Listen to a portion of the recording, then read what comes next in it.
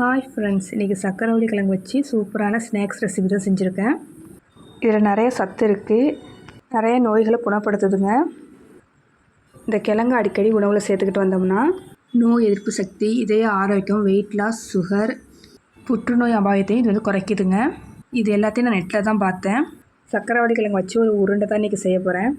இந்த உருண்டை செய்கிறதுக்கு 3 சக்கரவள்ளி கிழங்கை நல்லா கழுவிக்கிறேன். மேலே உள்ள மண் போகிற அளவுக்கு நல்லா கழுவுறேன்.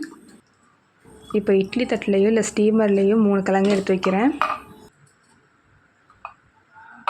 இட்லி பானையில் தண்ணி ஊற்றி தண்ணி கொதிச்சதும் இட்லி தட்டு எடுத்து வைக்கிறேன். இட்லி பானையை மூடி வச்சு 5 நிமிஷம் வேக வைக்கிறேன் கிழங்க. இப்போ திறந்து பார்த்தா தான் கிழங்கு நல்லா வெந்திருக்கும். போர்க்கால குத்தி பார்க்குறேன், நல்லா வெந்திருக்கு. கிழங்கோட மேல் தோலை உரிச்சிட்டேன்.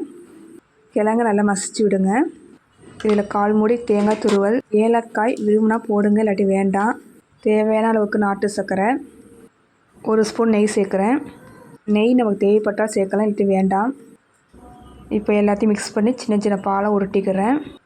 இப்போ சக்கரவள்ளி கிழங்கு உருண்டை ரெடி ஆயிடுச்சுங்க. இந்த வீடியோ பிடித்திருந்தால் சப்ஸ்கிரைப் பண்ணுங்கள், லைக் பண்ணுங்கள், ஷேர் பண்ணுங்கள்.